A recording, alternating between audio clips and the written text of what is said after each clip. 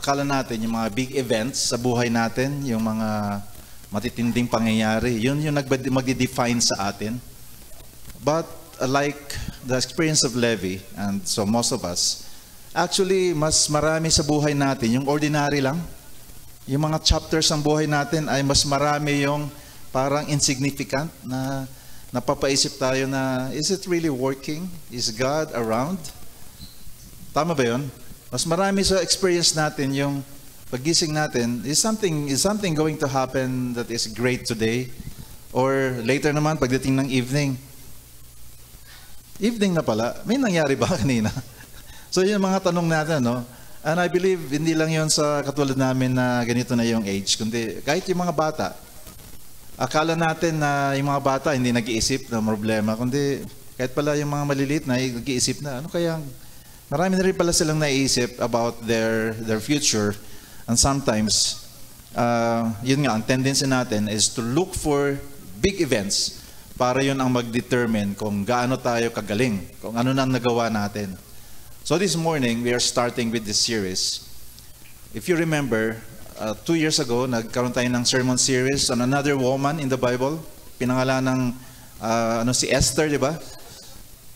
Ilan ba yung so far sa Bible? Ilan ang books in the Bible na women ang pangalan? Ilan? Dalawa lang, no? Esther and Ruth. So this morning, we are going to go through the testimony of Ruth, how seemingly ordinary things or experiences allowed her to see the greatness of God, and her decision to trust God changed the future that is even affecting us now. Grabe, ano?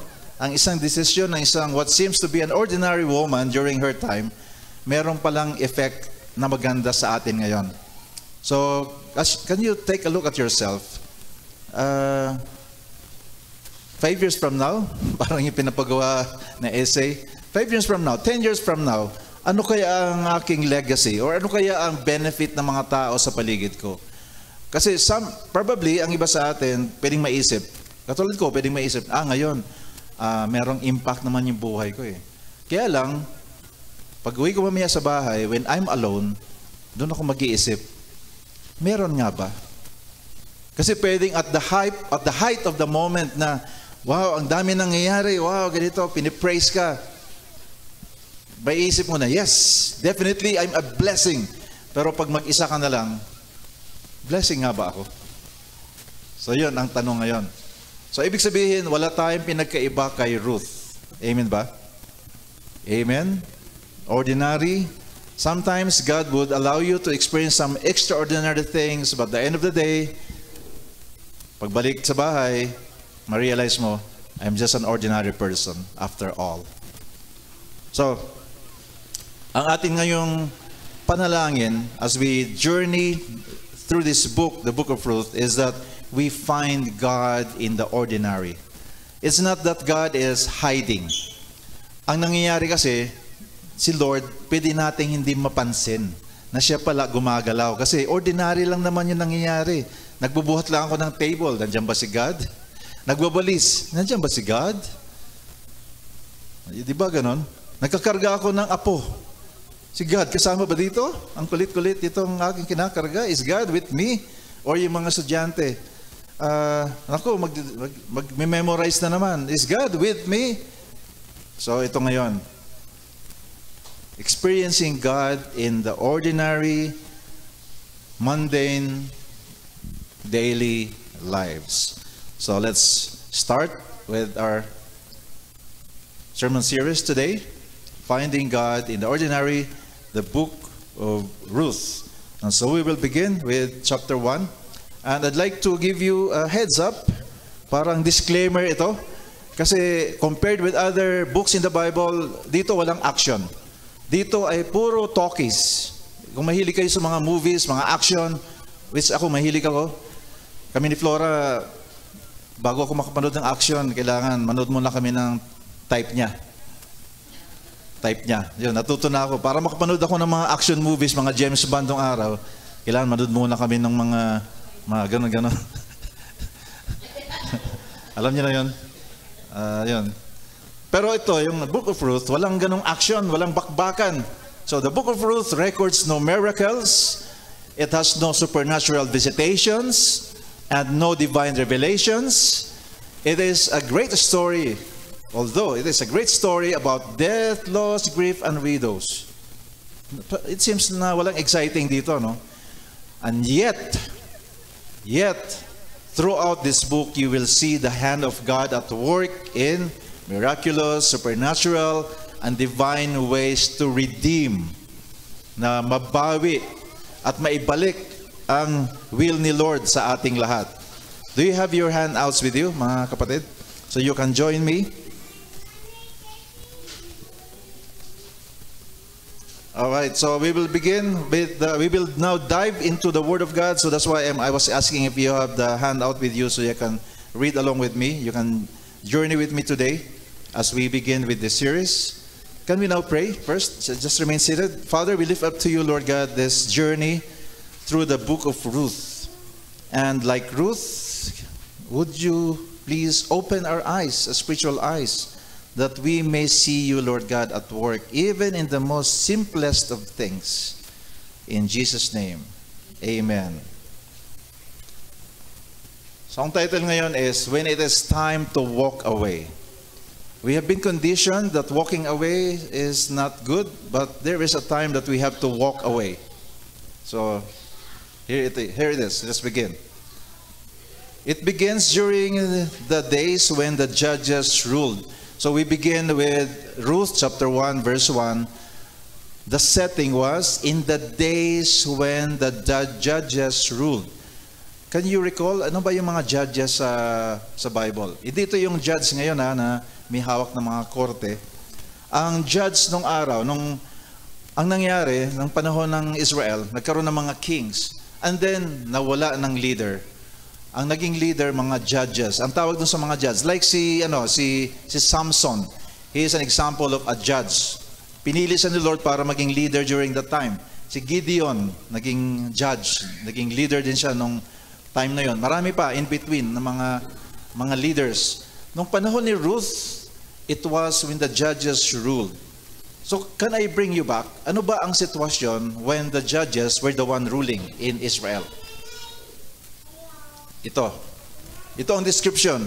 Can you please read with me? In those days, Israel had no king. All the people did whatever seemed right in their own eyes. So, because there was no authority, so the people of Israel, kung anong gusto nilang gawin, yun ang ginagawa nila. Parang ganoon din ngayon, ano? Parang hindi nalalayo sa panahon natin ngayon. Kahit nga may leader ngayon, kung minsan yung mga tao, ang gusto pa rin nila is to do whatever seemed right in their eyes. So, humanity has never really changed. Can you agree with me sa ganyan? Kung minsan may leader na nga, as we can experience actually, but people still do what they seem to be right according to them. So that was the time when the story of Ruth began. So binalikan ko lang yun. No? Let's continue. In the days when the judges ruled, there was a famine in the land. So there was famine in the area, in Israel and the neighboring areas.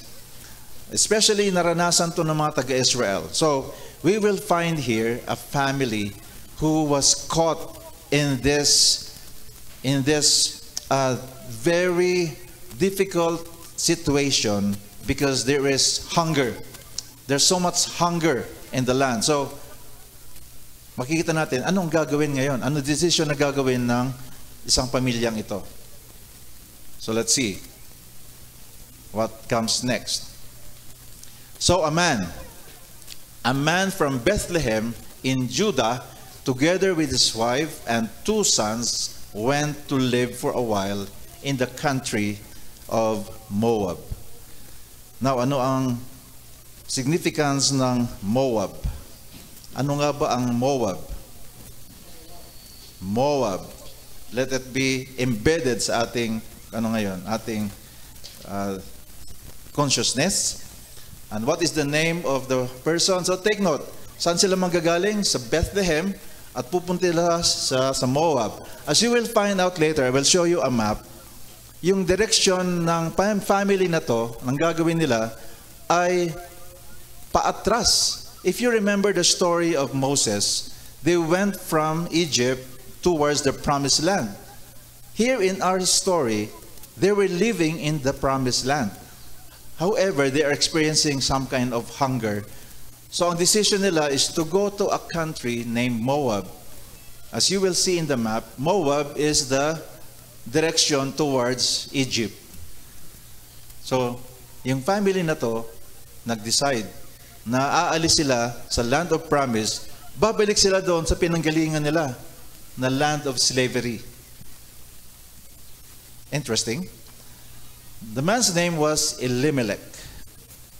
Hindi masyadong tongue twister, no? Pero Elimelech. His wife's name was Naomi. And the names of his two sons were Mahlon and Chilion. They belong to this tribe of Ephraim.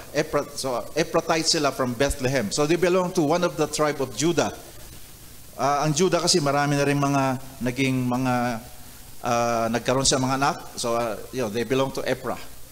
They were from Bethlehem, and then they went to Moab and lived there.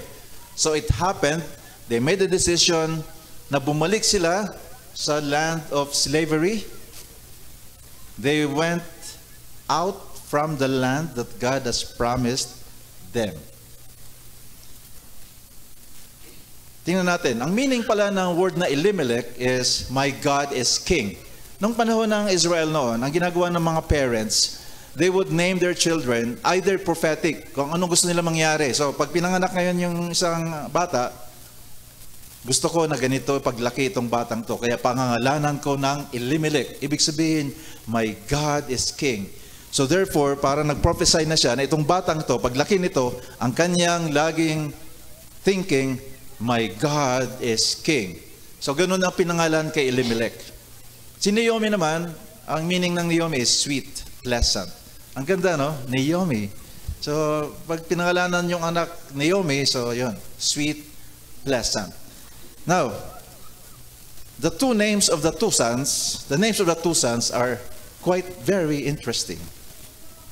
Si Mahlon, ang meaning ay sick o sickly. Si Chilion, frail or tired. So it seems that these two boys, ito ang description ng kanilang buhay nung pinanganak. Well, siguro nung pinanganak, gano'n. Itong si, I will name you Mahlon, kasi sakitin ka. Parang ako nung bata pa, sakitin daw ako kasi na-over care ako ni nanay. Ayaw palabo pa ng lamok eh. So anong nangyari tuloy, hindi ako na-immune. So madaling magkasakit. So buti nila hindi ako pinangalan Mahlon. Octavio nga lang. But anyway, tungkol sa mga names. So Mahlon, and siguro si Chilion laging medyo may pagka-frail at saka laging siguro he looks always tired. So I can only imagine, no? May bisita si Elimelech saka si Naomi. Kumusta yung mga anak mo? Nandito sila. Halika dito, sickly, saka frail, come out. Mga bisita, ito yung aming anak, si sick, saka si tired. Natatawa tayo, no? Pero yun ang meaning ng pangalan eh.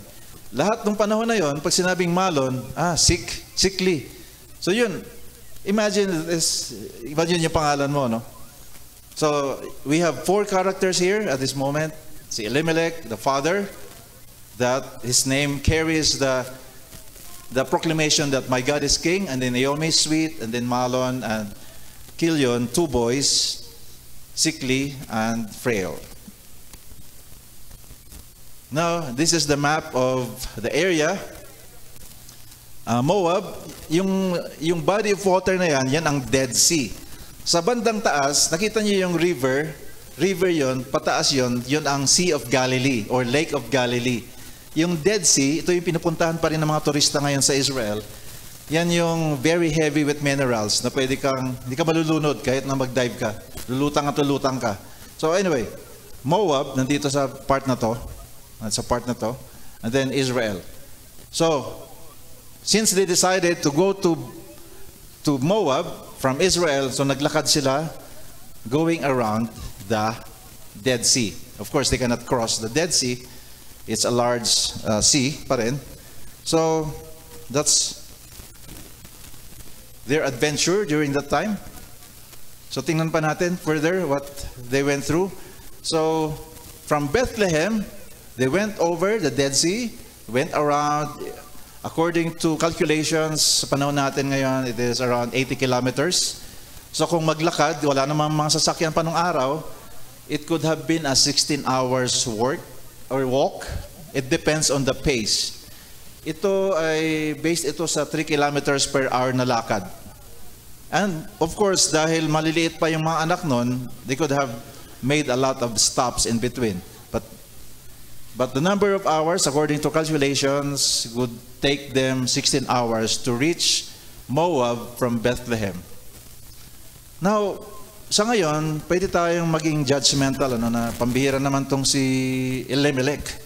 Lumaki siya na pinakilala sa kanya ng mga magulang ang Diyos, si Yahweh, makapangyarihang Diyos.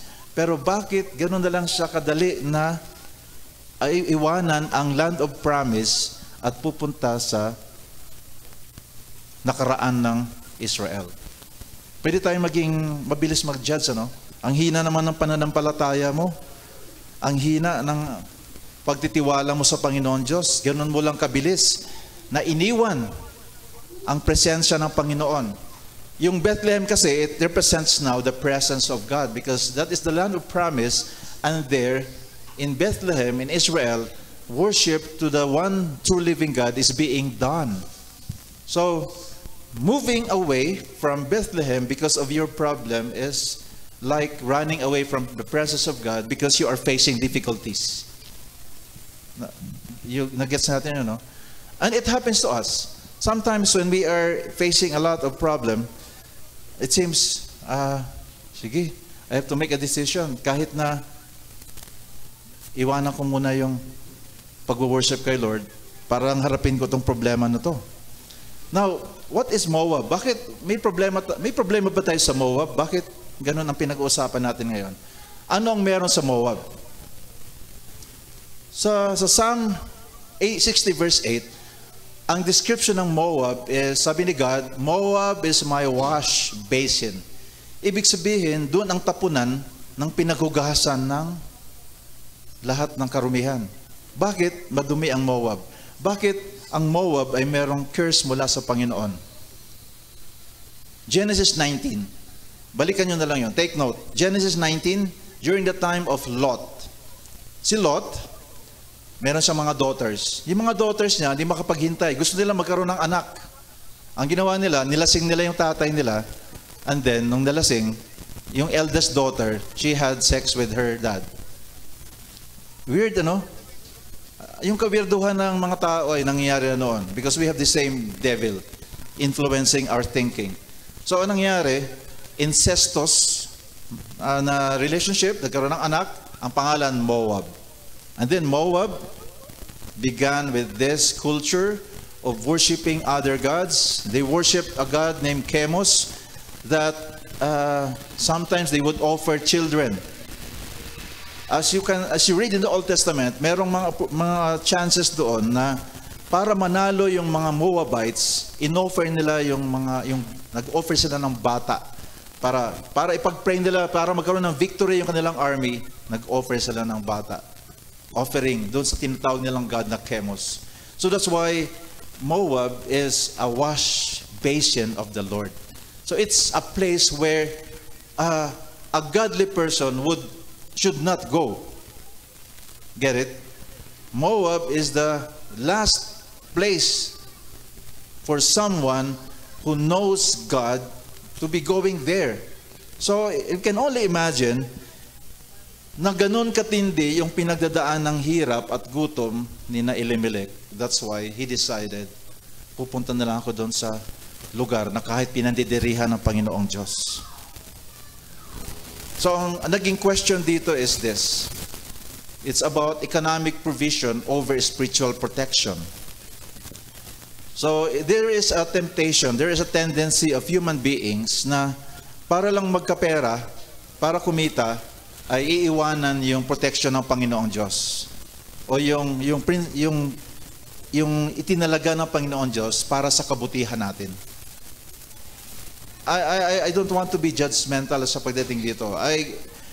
Yung pinagdaanan dito ni Elimelech, it seems it was a very difficult one, and it can happen to anyone, to us today, that we can be thinking over that question. Should I consider economic provision over spiritual protection? Yes, I know that there would be harm. My children will be harmed. But ano magagawa sa prayer kung wala nang makain? Parang gano'n. May gano'ng tanong eh. Mayroong kwento ng isang pastor na baby pa yung anak.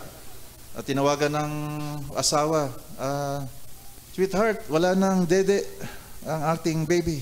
Mag-pray ka lang, sabi ng mother. Bakit? Pwede bang ipakain yung prayer sa anak natin? Something na gano'n, no? We are not judging these people, but it is something that is very real. That it is very real to any one of us. So that's why the question, what will prevail? Economic provision or spiritual protection? Of course, as we go along with the story, as we have known the story, the decision of Elimelech to go to Moab was a terrible, terrible decision. Terrible decision yun.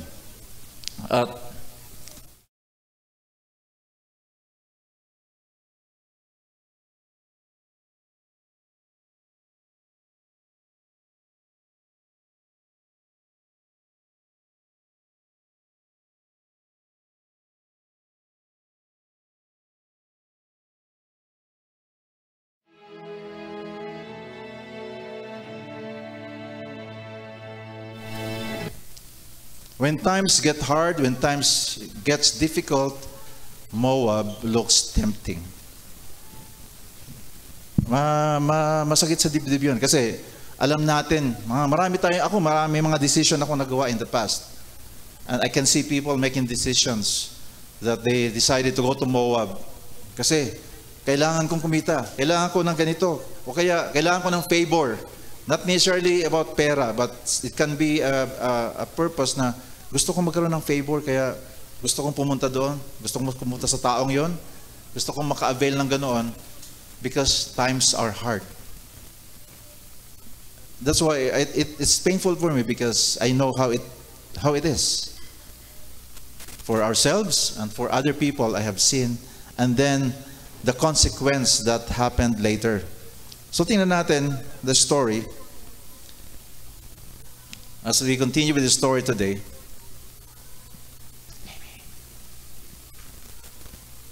now Elimelech, Naomi's husband, died,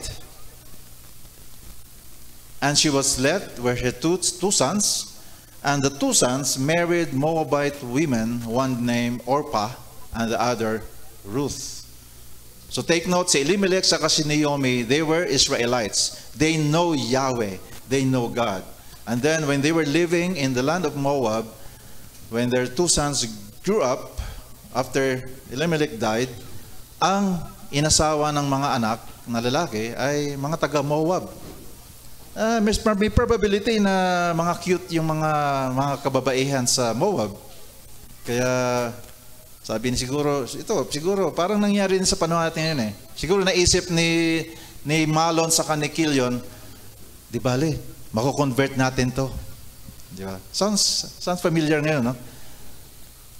Sige, okay lang to kahit na hindi Christian. Kahit na hindi kilala ang Panginoon Diyos, total, mako-convert naman siguro. Meron nga lang reminder sa Bible, si Apostle Paul sa 2 Corinthians 6:14. Sabi niya, do not be unequally yoked with unbelievers. Bakit ganito? Parang lumalabas si Lord, dililimit ngayon yung pwedeng mapangasawa or maging girlfriend ng mga Christians. Para bang si Lord naman, napaka killjoy. Sayang, ang cute pa naman, matalino naman, mapagmahal. Lord, ang kataon nga lang na hindi pa sa Christian. Baka naman ma-convert along the way. Bakit ganito si Lord?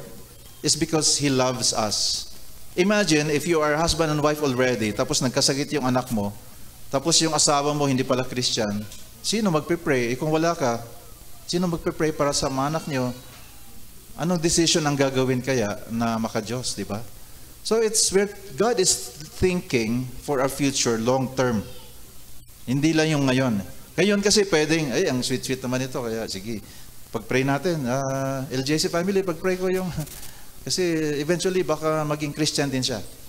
Pero right now, that's why we're talking about this because this is the experience of this family. Tingnan natin what happens next.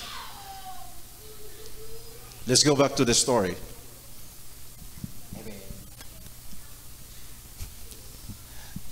After they had lived there about 10 years. So take note, yung lakad from Bethlehem to Moab, it takes only 16 hours. Mukhang nag-enjoy yung pamilya ni Elimelech, sina Naomi, at yung mga anak sa Moab because 10 years they were living there. And then both Mahlon and Chilion also died, and Naomi was left without her 2 sons and her husband. Okay, this is what I was saying earlier. This is a story na walang action. Ito, loss, death, grief, realization of the terrible mistake of the choice that they made. So when Naomi, so ito na ngayon, namatay na, no? Namatay na yung anak. So Naomi heard about what's happening in Israel. So when Naomi heard in Moab that the Lord had come to the aid of his people by providing food for them, she and her daughters-in-law prepared to return home from there. Finally, na-realized ni Naomi, this is not the place I should be staying any longer. I have to go back where I belong, in the presence of God. Because in Bethlehem, that is where worship to the one true living God is made. Sa panahon natin ngayon, it's not determined anymore by physical place.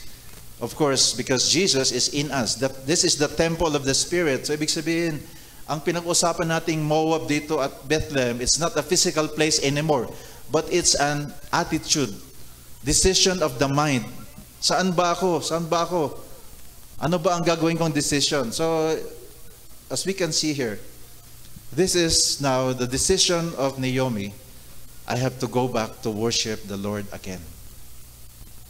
Because in Moab, what is happening there is a worship to a false god. And it can happen to people, even us. We can be worshiping a false god in our mind. We can say the name of Jesus Christ, but when we make decisions, we are thinking of another God. Actually, the God can be me. I worship myself. I make this decision without consulting God. So ito ngayon, finally, good news, babalik na siya. So, again, here it is. So, pabalik na ngayon. Reverse ngayon. Ay, pagulong pala. Reverse. Moab going back to Bethlehem. According to the description of the place, pababa na sila ngayon. Kasi ang papunta sa Moab is paakyat. So ito ngayon, pababa na sila kasi yung Bethlehem ka-level ng Dead Sea.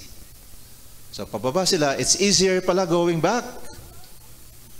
So with her 2 daughters-in-law, she left the place where she had been living and set out on the road that would take them back to the land of Judah.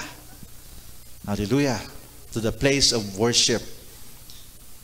Then, ito pa yung sinasabi kong mga talkies along the way. So, then Naomi said to her 2 daughters-in-law, go back, each of you to your mother's home. Kasi nag-decide si Orpah sa kasi Ruth na sumama kay Naomi. Ibig sabihin, magandang samahan ng mga mag-i-in-laws, ano? Mukhang close sila sa mother-in-law. So, nagkikling ngayon si Orpah sa kasi Ruth kay mother-in-law. Pero sabi ni Ruth, Naomi, pinag-isip niya yung kanyang mga daughters-in-law, go back, each of you. Balik kayo sa mga nanay nyo. May the Lord show your kindness as you have shown kindness to your dead husbands and to me. And may the Lord grant that each of you will find rest in the home of another husband. Kasi sinabi later on dito ni Naomi, matanda na ako, di na uli ako magkakaanak. Kasi nung panahon na yun noon, hindi ganun kadali na magpalit ng asawa. Ang priority pa rin yung kung sino yung anak ng mother-in-law nila. Eh wala nang ibang kapatid. Kaya sabi ni Naomi, matanda na ako, hindi na rin ako pwede mag-asawa, at kung magkaanak man ako, alam namang maghintay pa kayo para pangasawahin nyo yung magiging anak ko. So, go back to where you belong in your mother's home. Then she kissed them goodbye, and they wept aloud and said to her, we will go back with you to your people. Amazing, ano? But Naomi said, return home, my daughters. Why would you come with me? Am I going to have any more sons who could become your husbands? So that was the setting. Alam ni Naomi na kailangan, kung magde-decide man yung dalawa, kailangan yung talagang wholehearted. So that's why she was pushing them away. Go back to your respective mothers. Tingnan natin ngayon yung responses nila. So as they wept aloud, then Orpah kissed her mother-in-law goodbye, but Ruth clung to her. In verse 15, look, said Naomi, your sister-in-law is going back to her people and her gods. Go back with her. And now, that brings us to one of the famous verses that would be read and cited every wedding ceremony. But Ruth replied, don't urge me to leave you or to turn back from you. Where you go, I will go. And where you stay, I will stay. Your people will be my people, and your God, my God. Ruth 1:16. Familiar, di ba? Where you go. So ito ang context kasi pwedeng nababasa natin to, sinasite natin. But this is the context. It was a very, very dramatic scene between a mother-in-law and a daughter-in-law. Sabi ni Ruth, and we have found out already that this decision made by Ruth changed the way she is going to live in the future. One decision that changed the course of her life and even affected the people around her and even us today. Where you go, I will go, and where you stay, I will stay. Your people will be my people, and your God, my God. So itong prayer natin sa mga relationships, sa mga boyfriend-girlfriend, sabihin ng boyfriend, kung Christian yung kanyang girlfriend, sweetheart, your God will be my God. O kung kabilaktara naman, sabi ng girlfriend sa boyfriend, honey, your God will be my God. And this is the decision that was made by Ruth during the time. So, therefore, to get to the right place, you have to live the wrong one. Amen? Tama ba? So ito na ngayon yung when the time is required for you to walk away. Walking away from the wrong place so that you can go to the right place. Amen? And this decision is not just about boyfriend and girlfriend. Pati rin, may kinalaman din to sa mga decisions na ginagawa natin sa school, sa work, sa business, in our relationships. Meron bang mga Moab tayong mga ginagalawan ngayon sa ating relationship? Panahon na ba para to live that kind of Moab? May Moabite ba sa relationship? In our finances, may Moabite ba? Sa pag-aaral, meron bang Moab na pinapapasok? Sa ating family, is there a Moab in the family that requires us now to make a decision like Ruth? God, where you are, there will be our family too. So this is not the time to get to the right place. And that means living the wrong one, the wrong place, the wrong thinking, the wrong mindset, mga kapatid. The wrong mindset, because God has prepared for us a place of worship, a place where we can experience His reality, His being a tangible God. Lahat tayo, we make decisions, and I cannot say na I have arrived already to that place na instantly I can make a judgment call na, okay, itong gagawin ko. It takes a lot of prayer and getting to know God, but the good thing is the grace of God is more than enough to make us aware of where God is. Amen? Let us not overthink right now. Actually, ang pinakasimple lang na gawin is magtanong tayo. Actually, I have a question here for each one of us. What one decision could you make? What one action can you take that would change the trajectory of your life and legacy? Actually, it's something like this. The good thing to do is, can we pray to God? Can you pray to God? Will you ask God a question like this? Now, God, what one thing could I do to leave Moab and return to Bethlehem? Making a decision like this is difficult without God himself. So I believe Naomi remembered the God that she was worshiping when she was back in Bethlehem together with her late husband. And that reminded her and caused her to ask that question, God, what should I do now? Remember, the reason why Elimelech and the family decided to go to Moab is so that para mabuhay sila. Ayaw naming mamatay dito sa Bethlehem, kaya pupunta kami sa Moab para mamatay. Di baliktad, no? Yun nga nangyari, namatay nga. Ayaw naming dito sa Bethlehem, sa presence of the Lord, mamamatay kami.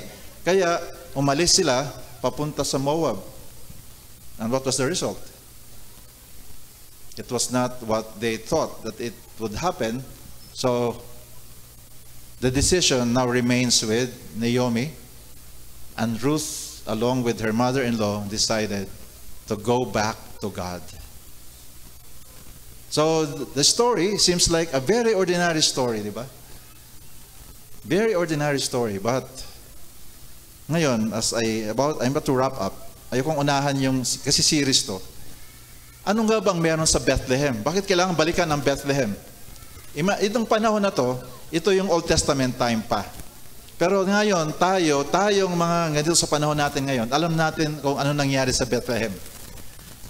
Doon pinanganak ang ating Panginoong Jesucristo, ang tagapagligtas ng lahat sa Bethlehem.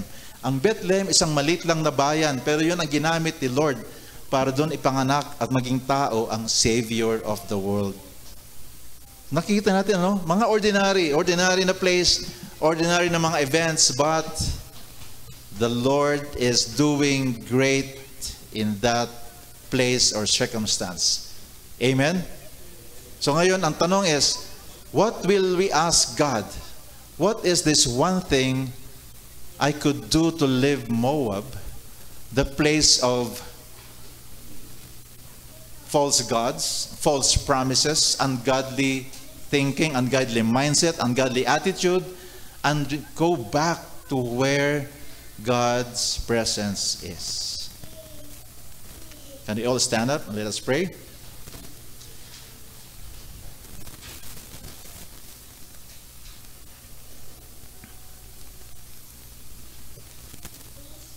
Heavenly Father, we thank you, Lord, that you are still the same God that Naomi remembered. Yes, in the story you did not do something spectacular like miracles, but God, in the ordinary life of Naomi and Ruth, Lord, you were there. You are in between pages of their lives, in between chapters of their lives. You were there, very much powerful, and a reality to them that caused them, Lord, to trust you and decided to leave the wrong place so that they can get back to the place where they should be. That is with you in your presence. And Father, I pray that we will make decisions like that. So God, will you tell us what is this one thing, or probably two things, or I don't know, Lord God. Could you show us what is this that we have to make, this decision we have to make, so that, God, we can experience your reality, your being God, Lord God. And God, would you forgive us? Cause us to repent, to change the way we think about your plans for us. That your plan for us is not to destroy us, not to harm us, but God, you have a destiny waiting for us, an eternal one, and while here on earth, a life that is glorifying to you, and also benefiting our families, O God, in a manner that will produce, O God, godly, spiritual, and kind, loving, generous people, O God, around them, to the people around them. So Lord, forgive us during those times that we went back to Moab, or we made plans of going back to Moab. So today, Lord God, as we receive your forgiveness, yes, Lord, we decide to be with you all the way, Lord God, to be with you, Jesus. And Father, cause the way we think to be, oh God, aligned with who you are, oh God. Change the way we see things, in the way you see, oh God, circumstances, the way you see people, the way, oh God, we should respond to situations, to relationships, to our lack, and even not just during lack, but in our abundance. Cause us, Lord, to think Bethlehem, not to think Moab, oh God. Thank you, Father. For those who are watching, and if you don't know, if you belong, you're headed to Bethlehem, that requires Jesus. So you can pray a prayer like this. Lord, I want to be where you are. And I begin today by recognizing that I need you, God. I need your forgiveness. Forgive me, and I welcome you, Jesus, into my life. You are my Lord, you are my Savior. Amen. Amen. Sige, palakpakan natin sa Lord. The Holy Spirit is reminding us right now. For example, yung mga bata, is there something na you need to go back to your parents, apologize, or sa mga mag-asawa, apologize. Iwanan natin yung Moab. Let's go to Bethlehem, apologize, admit na nagkamali, or gawin na yung pinapagawa ng mga parents, or gawin na ginagawa ng dapat gawin. A decision has to be made. Something like that. So let's continue. Allow me to continue to declare. God calls us, Lord, to make decisions that belongs to Bethlehem, a place of worship. We reject anything that is related to Moab in the name of Jesus. We do not allow those things to be contained and be retained in our minds, in the way we think. But right now we reject anything that does not belong to you, and we welcome fully what comes from you, God. This in Jesus' name, amen. Amen. Yes, Lord. Thank you, Lord, for the freedom that we have. In Jesus' name. Now let's pray for each other. And thank you, those who are watching online. The Lord bless you. If you're together with your family, now pray for each other. Ay, Life Kids, may presentation. So sorry.